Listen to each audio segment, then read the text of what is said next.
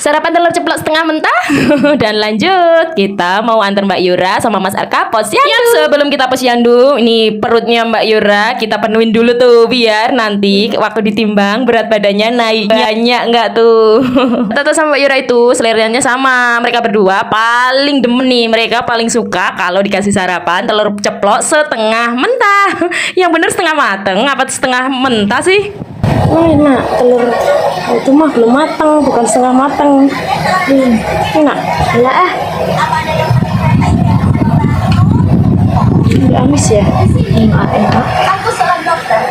Mama aja liatnya kok enek ya makan telur mentah kayak gitu. Tapi biarinlah, yang penting mereka makannya banyak dan lahap. Setelah sarapannya selesai, nah ini ujuk-ujuk udah ada di tempat kita mau timbangan. Dan ini Mas Arka, tadi Mas Arka udah kita jemput. Dan seperti biasa nih Mas Arka, anak pinter, dia kalau ditimbang kayak gini dia nggak rewel. Dan ternyata ada juga loh balita seusianya Mas Arka, kalau dia ada ditaruh timbangan, dia bisa nangis sekencang mungkin. Dan alhamdulillah ini Mas Arka berat badannya naik, walaupun tadi berapa ya, 2 ons kayaknya, lumayan lah, dia udah mulai makan banyak. Soalnya dia itu paling susah kalau disuruh makan sayur. Jadi makanannya Mas Arka itu sukanya kalau nggak telur ceplok, nugget atau sosis. Jadi makanan yang kering-kering gitu lah. Gitu Mas Arka, besok makan yang banyak biar tumbuh jadi anak yang sehat dan kuat. Dan yang pasti jadi anak yang pinter ya Mas Arka. Setelah dia udah selesai, selanjutnya ini gilirannya Mbak Yura. Mbak Yura juga ditimbang, diukur semuanya persis kayak Mas Arka tadi ya. Walaupun hari ini dia lagi nggak enak badannya agak anget gitu sih, tapi alhamdulillahnya berat badannya naik dan semuanya tumbuh dengan sehat. Dan kenapa ya kalau waktu posyandu kayak gini jantungku deg-degan nih kalau